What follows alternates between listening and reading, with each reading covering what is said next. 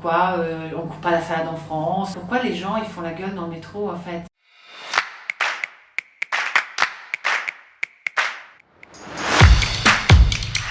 Bonjour, je m'appelle Patricia Wagner, j'ai 54 ans, je suis de nationalité allemande et je suis entrepreneuse. J'ai été mentor en 2019 au sein de l'ESCP. Je travaillais à la chaire d'entrepreneuriat de l'ESCP et c'est dans ce cadre que j'ai pris connaissance au fait du projet Each One.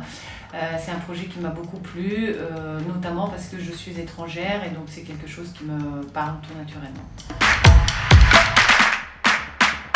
Une expérience super intéressante, à la fois l'aspect accompagnement professionnel donc, de la personne, mais aussi personnel et notamment sur le vivre en France. Qu'est-ce que ça veut dire vivre en France? Par exemple, elle avait des questions toutes simples comme pourquoi les gens ils font la gueule dans le métro en fait. Et ça m'a amené aussi à créer un atelier de vivre en France pour expliquer un peu notre mode de vie, pourquoi on ne coupe pas la salade en France, c'est des choses très différentes mais qui me paraissaient importantes pour justement pour la meilleure des intégrations. C'est quelque chose de très accessible en fait, il ne faut pas s'imaginer parce qu'on a un mentor qu'on va passer 8 heures par semaine avec la personne, c'est pas du tout ça. Moi en ce qui me concerne, je passais 2 heures par semaine avec la personne en question.